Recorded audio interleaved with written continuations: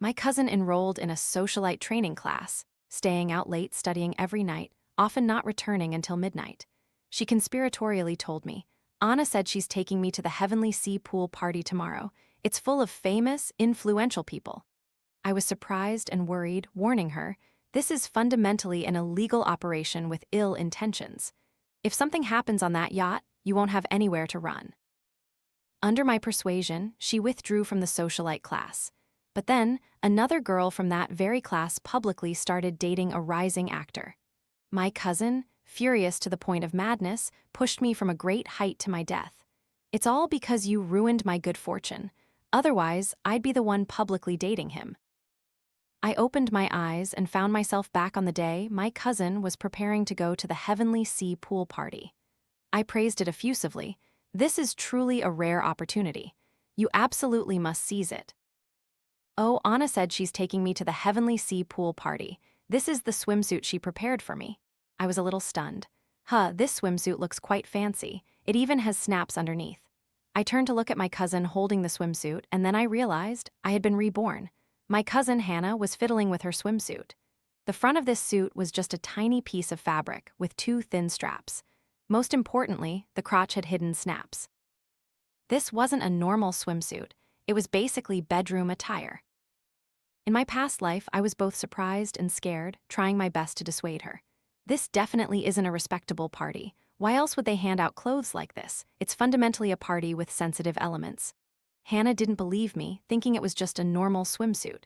Besides, Anna said it was all famous figures, even Ryan, my favorite. This is a rare opportunity, I argued. If it's a respectable party, why is it being held on a yacht? If anything happens, you'll have no way to escape. In the end, under my persistent advice, Hannah refused the opportunity and got her tuition back. I thought I had helped her avoid a huge pitfall. But I never expected that after she learned that the person who attended the party, Jackson, publicly dated Ryan, she went berserk and pushed me from a height to my death. But that Ryan was nothing more than a rich man's toy, merely pretending to be a domineering CEO. Fine then, if you want to be someone else's toy, I wouldn't mind granting your wish. Thinking this, I smiled and told Hannah, this is truly a once-in-a-lifetime opportunity. From now on, you'll be my only connection in the entertainment industry. I truly admire you. You're about to soar like a phoenix. Hearing me, Hannah giggled, covering her mouth with delight. Don't worry, sis, I won't forget you. Her covered mouth giggle gave me goosebumps. She even explained that this was the first stage of a smile, needing to be both bashful and innocent, with eyes full of affection. Isn't it very charming? It makes people want to protect me. I inwardly cursed, feeling no affection, only wanting to slap her, but outwardly I still praised her. Amazing, even more captivating than the Mona Lisa's smile. I'm the manager of the housekeeping department at a 5-star hotel. To put it bluntly, I've seen all kinds of parties. The drama within hotels is even more intense than TV shows. Hannah wasn't well educated, and my mother had told me to take good care of her. So, I arranged for her to work as a receptionist in the housekeeping department. But she complained about the low pay, night shifts, and hard work. She left without even discussing it with me, not even submitting a resignation. In the end, I had to clean up her mess. The Ryan she mentioned had been a regular guest at our hotel years ago. Back then, he wasn't a big star, just a sycophant trailing after big shots, frequently entering and leaving the hotel with them. Later, through some unknown connections, he landed a popular TV drama, shot to fame, and became a star overnight. I looked at Hannah trying on the swimsuit, a cold smirk forming in my heart. I wondered how she'll feel when she learns her idol's true face. I hoped she could still smile then. The day she left for the party quickly arrived. She woke up early to bathe and do her makeup, busy from morning till night. She even soaked in a rose petal bath, her entire body exuding a strong rose scent. She turned to me a little worried. Oh, did I soak too much? I quickly echoed. No way, it's just right. When you're in the pool, your fragrance will waft out. Everyone will think you're a princess with a natural scent. Hearing me, she blushed, lost in thought. That night she didn't come home, nor the next day. By the third day, I was hesitating whether to call the police when she walked into the house as dusk fell. The scene was not what I had imagined. She looked invigorated, and the clothes she was wearing were completely different from when she left. I recognized the necklace around her neck as a new designer model, and she had a diamond bracelet on her wrist. She smiled radiantly, taking off her sunglasses. Well, Don't I look like a different person? Let me tell you, sis, I'm about to soar. I looked at Hannah in front of me, a sudden suspicion stirring in my heart. Am I just being paranoid? Hannah casually plopped onto the sofa. Meanwhile, my eyes unconsciously narrowed. No, something's not right. On the inside of Hannah's thigh was a hand-shaped bruise. Just then, Hannah unexpectedly pulled out a pair of socks from her handbag and placed them on the table. The socks were covered in logos, indicating they were a luxurious and expensive brand. This is my gift for you, sis. I already took them out of the packaging, so don't mind that. I looked at the socks in front of me. They were clearly used. I quietly retreated a little, afraid of catching germs. No thanks, I'm fine with cheap socks, 3 pairs for 20 yuan. I wouldn't have occasion to wear these fancy ones. Hannah glanced at me from head to toe, then put the socks back in her bag. I was only holding them for you anyway, or I can just keep them myself. Halfway through her sentence, Hannah suddenly stopped. The next day, as I was eating breakfast and scrolling on my phone, I suddenly saw an account with a familiar profile picture. I clicked on it and saw someone offering a photo-sharing service with high-end, logo-covered socks. Tomorrow at Lotus Square, 151 sessions, 20 minutes each. I looked closer and realized the socks seemed familiar. Then Hannah pushed the door open and walked out, wrapped in a brown blanket. I opened the photo on my phone again, and the background behind the socks was that brown blanket. So, Hannah was using these socks to run a photo-sharing service for money. That socialite class is quite something. They even teach business. But I remembered that class's tuition was very expensive, and she hadn't borrowed money from me. I wondered where the tuition money came from, so I asked, "Is your class tuition very expensive?" Of course. This is a place with standards. The poor shouldn't even dream of it. One session costs 28,000 yuan. That expensive? So where did you get the money for tuition? Hearing my question, Hannah paused slightly, her expression a little awkward. Of course, I earned it myself. Just as I was about to ask further, Hannah's phone rang. She looked at the screen, her expression changing. She found an excuse to go into her room to answer the call. As she walked past, I saw the phone number on the screen. I immediately checked it on my phone and discovered it was the number of a loan platform. Sure enough, it was exactly as I had predicted. She had borrowed the money. But with such high tuition, that small loan money would only be enough for a few sessions, which is why she started her business. I felt something was wrong but couldn't articulate it, so I decided to temporarily let it go. When Hannah went out again, she was meticulously dressed and ready to leave. She wore a tight-fitting dress, light makeup, and carried a small Dior handbag. She looked somewhat like a socialite, but still a country bumpkin socialite because the scent of her perfume was as strong as ever. As I was getting ready to go out, I discovered my ID card was missing. I searched everywhere in my room but couldn't find it. Seeing Hannah's room door slightly ajar, a bold idea popped into my head. I opened the door and searched her room but found nothing. Just as I was about to give up, I suddenly noticed something under the bed. I bent down and picked up a brown paper bag. I opened it and saw a stack of ID cards. Not only my ID card, but also my mother's, my aunt's, and even my 80-something-year-old grandmother's. I was so angry I gritted my teeth. So that's how she got tuition money. She used our whole family's names to borrow money, while she herself avoided it, not touching her own parents. When she becomes successful, we'll be stuck paying off the debts. The interest rates on those platforms were sky-high, a slight delay and the debt would snowball. We'd never be able to pay it off in a lifetime. How heartless. 2 hours later, Hannah suddenly returned. She rummaged in her room for a while, then angrily yelled at me, "Did you go through my things? Am I missing something? I lost a folder. It contains something very important. If I don't find it, I'll die." I pulled out the paper bag. "This one." She joyfully reached out to grab it, but suddenly stopped. She cautiously asked me, "Did you look, don't you?" "No, what?" "No, you took my mom's ID?" "My aunt's, my grandma's." "What are you trying to do? Use their IDs to borrow money? Didn't you ever think how miserable they'd be if the loan company came knocking? Let me tell you, in the future, I'll be a heavenly king's wife. I'm giving you a chance to butter me up right now. Once I've soared, you won't even get a chance to approach me. You're standing here questioning me. You should be seizing this opportunity to give me money." I was stunned by her words. Immediately after, I smiled sarcastically. "I wonder which heavenly king would marry a girl who group shares socks like you? Aren't you afraid of athlete's foot or skin diseases?" "What did you say?" "I'm talking about you, of course. You have to group share a pair of socks, and you still dream of being a heavenly king's wife. Wait until you're old, you'll probably sell health supplements like hotcakes then. Hannah was still trying to defend herself when her phone pinged, an Alipay notification for 150 yuan. I sneered, "Go on, Miss Groupshare, your client's here." Hannah had no words left to say. She threw back, "Just you wait until I'm rich and see how you'll grovel at my feet." Then she turned and left.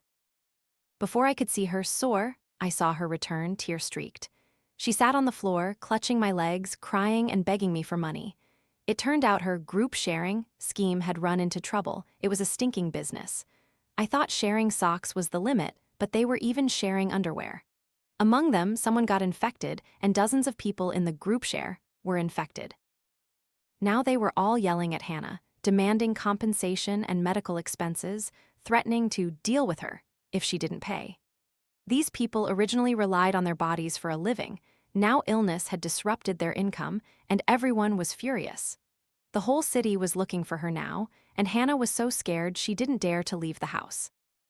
I struggled to pry her off my legs. "I don't have money, I'm just a poor wage earner. Where would I get money for you?" "Then you go borrow. It's easy to borrow money now, or give me your ID and I'll borrow it. There are professional loan brokers." She was still after my ID. I thought for a moment, then smiled. "Okay, introduce me to that broker. I'll help you borrow." Hannah was overjoyed, pulled out her phone, and started typing. I immediately forwarded the link to the police report email. Not long after, the police contacted me. Using Hannah's name, I successfully infiltrated the black market loan network. But they didn't know, everything was already under the control of the cyber police. At the critical moment, a large net was cast, rounding up everyone. All the ringleaders were arrested. When a furious Hannah came to find me, I was receiving a good citizen commendation banner from the police station. "Did you do that? I don't understand what you're talking about." Hannah snorted coldly, then lunged to hit me. I reacted quickly, pushing her into the wall. She gritted her teeth and lunged again, trying to tear my collar. I stumbled back in fright. A button on my chest popped open, revealing my bra. Just then, Hannah smirked, pulled out her phone, and snapped photos of me repeatedly, even trying to pull my shirt further down. I raised my leg and kicked her knee. She was caught off guard, fell down, and her phone also dropped. I picked it up and saw an open, pleasure platform website on the screen. The current step was upload private photos. Great, if you can't get what you want, you resort to blackmail. I rebuttoned my shirt, stepped forward, and tore Hannah's collar. I discovered she wasn't wearing underwear. She hugged her knees, struggling and angrily screaming, "What are you doing, you be *TCH? I used my knee to pin her down on the floor. "I'm doing exactly what you were trying to do to me." I pressed the send photo button on the phone. Beep. The system reported, "Unable to send." I looked closer. "This user has already sent photos." "HMPH, her body's already been pawned off then," I said, looking at her mockingly. Hannah was pinned down by me, unable to resist, and could only whimper continuously. Fearing that the phone might still contain other incriminating data, I deleted its entire photo memory, then threw it back to her. "I've saved your photos. If you dare to touch me or my family again, don't blame me for being ruthless." Hannah could only pant, seethe, and limp away. I thought I would never see her again. After all pretenses had been torn away. But to my surprise, not long after, I saw her again, this time online. Hot star Ryan's secret girlfriend revealed. The photo was clearly taken by a paparazzi, a man and woman kissing in a corner. As soon as the photo was released, the internet immediately erupted in a wave of sister-in-law searches, especially from rabid fans who couldn't stop. Before long, Hannah's personal account was dug up. A barrage of fans flooded in with insults. "What kind of cheap tramp dares to seduce my brother? So ugly, yet aiming so high. I advise you to look in a mirror. Wake up from your dream quickly. Slut, slut, slut. Go die, die, die." Hannah was insulted so much that she had to disable comments. I, meanwhile, mingled in the crowd, quietly enjoying the drama. Until I finished lunch and discovered my account had 1,000 unread messages. I clicked to view them and was dumbfounded. They were all insults directed at *me*. I looked closer and realized Hannah had posted on her account, tagging me, saying that she was the official one, not me. My face darkened. Hannah was truly like a relentless ghost who refused to let go. I had originally thought that in this life I could stay far away from her, but who knew there were people in this world who actively sought their own demise. I immediately reshared her post, commented, and liked it, the full combo. Attached was an intimate photo of Hannah and Ryan, even taken in bed in their pajamas. Initially, the photo was blurry, and fans had to scrutinize every detail to identify them. But when this photo was released, both instantly plummeted into a chasm. No one in the fandom could save them. The entire entertainment industry was shaken, igniting a new wave of public opinion. I had accidentally taken this photo when I snatched Hannah's phone earlier. My intuition told me to save it. I never expected it to be so useful now. Hannah called to confront me. "Are you trying to kill me? It's not time to go public yet, just bear the insults for a while. Once the storm passes, you'll benefit greatly." I tugged my ear. "Why should I bear the insults for you? Hannah, is there something wrong with your brain? If I remember correctly, we already had a falling out last time. As long as you help me get through this, I'll forgive you."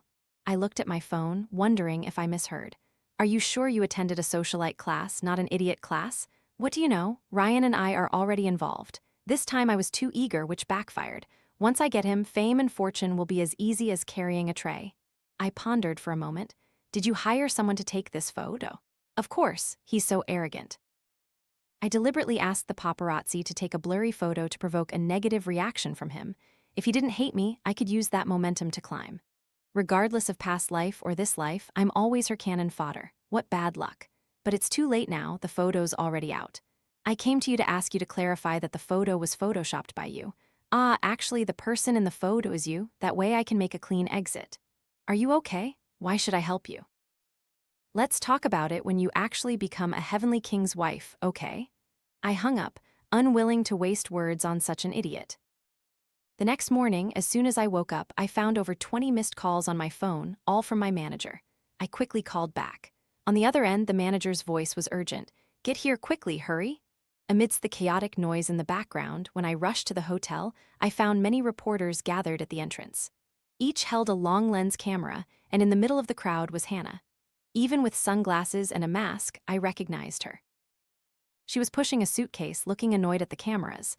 I inwardly thought, what trick is she pulling now? My manager saw me. "She's your cousin. She said she won't leave until you get here, otherwise she'll just stand here forever." With that, my manager pulled me into the crowd.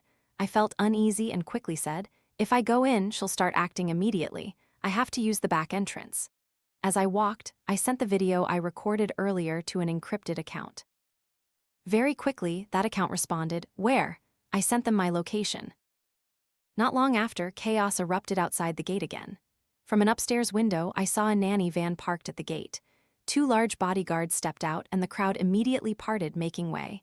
Hannah got into the car and left. My manager looked bewildered. "Was that really your cousin? What's going on?" I smirked, thinking, "You'll know tomorrow." But I had greatly overestimated Hannah's patience. That very evening, she opened a live stream on her account. A flood of fans and netizens poured into the live room. Comments scrolled endlessly across the screen. The fan insults were so severe that the platform dared not display them. She vaguely explained the incident, saying that someone had told her to stand at the hotspot entrance. Her words were ambiguous, fueling speculation, but most importantly, she started live stream selling. Truly shameless beyond cure. I glanced at the stream. The background was a photo of Ryan, and the background music was his song. Gradually, the comments became more normal. The sh*TTY army began their work. I watched for 10 minutes, my stomach filled with a bitter taste, and was about to exit. In just 10 minutes, she introduced a cream cake.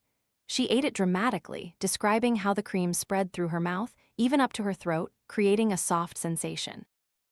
I honestly didn't know what to curse about anymore.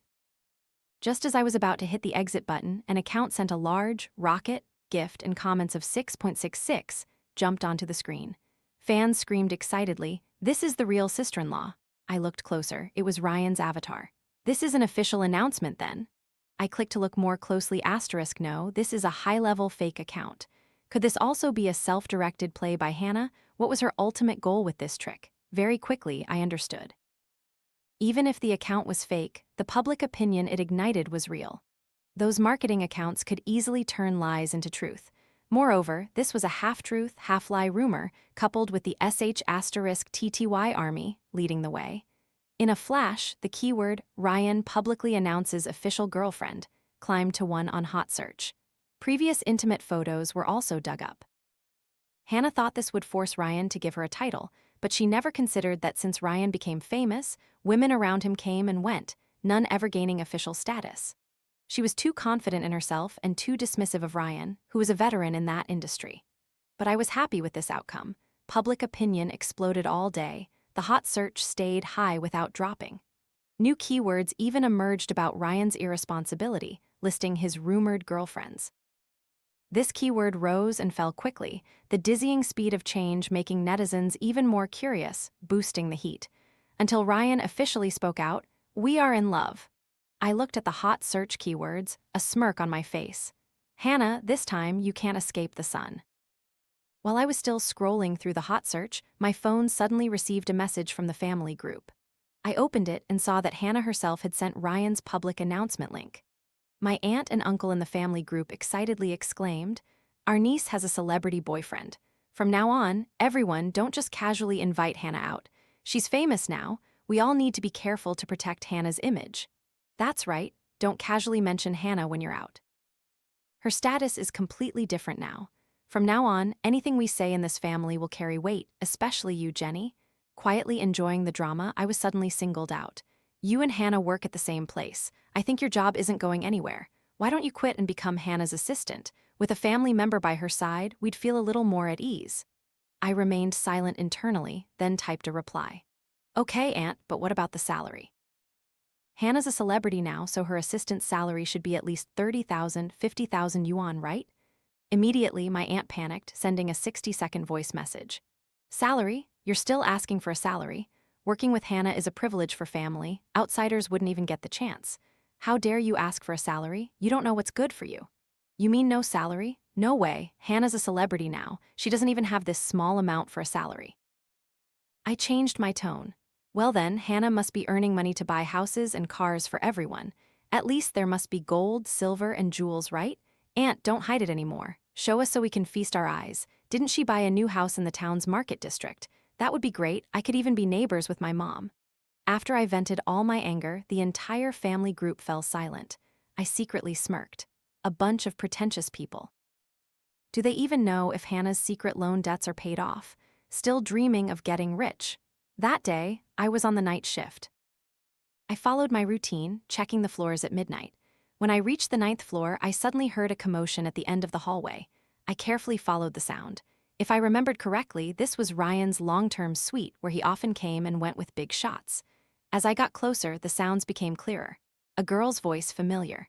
I hid near a nearby fire escape, pulled out my phone, and secretly filmed through the slightly ajar door. In the image, several men were cornering a girl. "Didn't you want to be my girlfriend? This is what being my girlfriend entails," said Ryan. He was squatting next to the girl, his voice sweet, but his expression was sinister and dark, completely different from his public persona. The girl cried hysterically. "If I do this, I don't have to pay anymore." A dapper-looking man next to him laughed loudly. "As long as you're obedient, let alone not paying, you can have as much money as you want later." The girl on the floor stopped crying upon hearing this. Immediately after, she turned, slowly leaning onto the man's lap. It was then that I clearly saw it was Hannah. No wonder the voice was so familiar. I looked at the slap marks on her face, dark red blood still at the corner of her mouth. There was no ripple in my heart. Isn't this the life she wanted? In my past life, because of this, she didn't hesitate to push me to my death. Now that she has her wish, I wonder if she still likes it. Hannah stood up, pressing her upper body against the man. Ryan, standing beside them, also smiled contentedly, then leaned onto the man. The obese middle-aged man laughed with full satisfaction, embraced both of them, and led them into the room. I looked at the video on my phone and felt like I had seen this obese middle-aged man somewhere before. He seemed to be a high-ranking executive of some conglomerate. Suddenly, my phone displayed a notification. On this day last year. The first image was a group photo, which I casually clicked on. It was a photo taken a year ago during a team-building event for Wangai Group. At that time, my manager told me to take a picture, saying it could be used for promotion later. So I took it with my phone. I looked at the photo, and my gaze suddenly stopped at the front row, right in the center. It was him. This man turned out to be the current chairman of Wangai Group. I remembered his fate in my past life wasn't good. Now they're involved with each other again. Well then, let them rush towards their predetermined end. Since Ryan and Hannah went public, Hannah's fan count surged. Although at least half of them were there to curse her, she didn't care. She still live-streamed punctually every day. The number of items sold in her streams increased from a few to dozens, then to several dozen. The livestream background gradually evolved from simple to luxurious, even overtly ostentatious. It was indeed true that black red is also red, negative publicity is still publicity. Gradually, her livestream room also gained genuine fans. Indeed, streamers are just packaged goods. In such a vast world, there's always someone to suit every taste. That day, I was watching Hannah's livestream when I suddenly heard urgent knocking. I opened the door. My aunt and uncle, dragging a large suitcase, pushed their way in without letting me speak. "Why did you open the door so slowly?" I looked at the dirty black shoe prints on the rug, then asked, "Aunt, uncle, are you visiting or is something wrong? Didn't Hannah come to pick you up?" Hearing this, their expressions changed. "No, she said she was busy and told us to come find you first." With that, they dragged their muddy suitcase towards the spare room. I quickly stopped Aunt. "After Hannah left, I've been using this room as a storage space. There isn't even a bed in there. Maybe you two should contact Hannah directly." "It's really not convenient here." "What's not convenient? You really don't know anything. If there's no room in the house, should we go stay outside? Why are you kicking out your elders?" Uncle said, annoyed. "I don't care," pulling out his phone to call Hannah. They watched me call, their eyes full of expectation, but no one answered. I suddenly remembered I was still watching Hannah's livestream, so I switched to the livestream interface. "Hey Aunt, Uncle, look, Hannah's livestreaming right now." I typed a comment. "She'll definitely see it and come pick you up." After commenting, I made an excuse to go buy fruit. Before leaving, I secretly turned on the camera in the living room. I felt something was off, but I couldn't articulate it clearly. Sure enough, as soon as I closed the door, Aunt pressed her ear against it, listening to my footsteps fade, then sat back on the sofa. "Could something have happened to Hannah?" "Don't worry, Jenny doesn't seem to know anything. That proves the news hasn't spread. Let's find Hannah first, then we'll see." "That livestream Jenny mentioned. Open it and let's watch." I saw them leaning close, opening the phone to watch the livestream. A moment later, Aunt shrieked, "Isn't this Hannah?" I was internally shocked. What does she mean? Immediately after, I saw Uncle intently staring at the phone, watching closely for 5 minutes, then sighed. "This is really not Hannah." I was utterly astonished. I watched Hannah's live stream every day, yet I didn't realize it wasn't her. This time, Aunt and Uncle were completely panicked. Just then, urgent knocking echoed. Hearing the knocking, Aunt and Uncle froze, looking at each other worriedly. Finally, Uncle was the first to react, looking through the peephole. His face immediately changed. "It's Hannah." Hearing this, Aunt rushed to open the door, and a figure stumbled in. Indeed, this person rushed straight into the room, collapsing rigid onto the floor as soon as the door opened. When Hannah finally sat on the sofa, I noticed she was covered in red and purple bruises. The camera wasn't clear enough for fine details, but it was enough to see her terrible condition. Her jacket was too big, like she'd borrowed it, her hair was a mess, and most alarmingly, she was in a state of extreme panic. She kept groaning. Aunt, heartbroken, hugged her, crying hysterically. But Hannah pushed her away roughly, then pulled out a packet of white powder. A cold, malicious voice from the phone asked, "Where's Jenny? Is she not home?" Even through the screen, the voice sent shivers down my spine. She went to buy fruit, so wait for her to come back, then figure out a way to make her drink this, and I can go home." Aunt nodded without hesitation. I smirked coldly. "So, I'm the chosen sacrifice, am I?" Just then, my phone rang with an unknown number. On the other end, a rough male voice asked, "Are you Hannah's cousin?" "Who are you?" "Who I am doesn't matter. Hannah currently owes us 5 million yuan. She's disappeared, so you have to pay the debt instead." "She has parents, why should I pay?" "We've investigated. Her parents are just farmers, worthless, but you're a hotel manager. When do you plan to pay this debt? Whoever borrowed it should be found. Aren't you looking for Hannah? I know where she is." After that, I gave them my home address. Less than 5 minutes later, while Aunt was trying to force me to drink the orange juice in her hand, a group of fierce-looking strangers burst into the house. "Bring Hannah out here," I feigned fear, restraining Aunt and Uncle, who were about to rush out. "Don't go, they're very dangerous. Hannah isn't here anyway, let them look. If they don't find her, they'll leave." Aunt and Uncle panicked, but I held them back with force. Until a piercing scream came from inside the closet. Aunt exploded with strength and rushed in. The leading man in black slapped her directly in the face. Aunt immediately fought him. Uncle also joined the melee, but it was clear Hannah's 3-person family was completely overwhelmed, utterly defenseless. As the intense brawl unfolded, several police officers in uniform suddenly burst in, shouting, "Don't move, everyone sit down." Immediately after I received the debt collection call, I had secretly reported it to the police. Everyone was taken away by the police. I also reminded the police to take a sample of the orange juice on the table. After Hannah was arrested, to lighten her sentence, she provided evidence of Wangai Group collaborating with Ryan to launder money. It turned out Hannah's livestream wasn't to earn money, but was a money laundering operation. All the sales links were just a front, so Hannah actually didn't earn anything. She was just a pawn in their hands. But Hannah wasn't content. She secretly recorded evidence, intending to use it for blackmail, which is why they retaliated so savagely against her. Therefore, the person in the live stream was actually someone else's face, likely deepfaked. After Hannah escaped, she didn't intend to report to the police, but wanted me to be her bargaining chip, which led to today's drama. Very quickly, all suspects were arrested. Ryan plummeted from an A-list star to a criminal. The chairman of Wangai Group and Ryan were both sentenced to life imprisonment. Although Hannah rendered meritorious service by exposing the crime, she was still sentenced to 8 years in prison for her involvement in the case and attempting to drug me.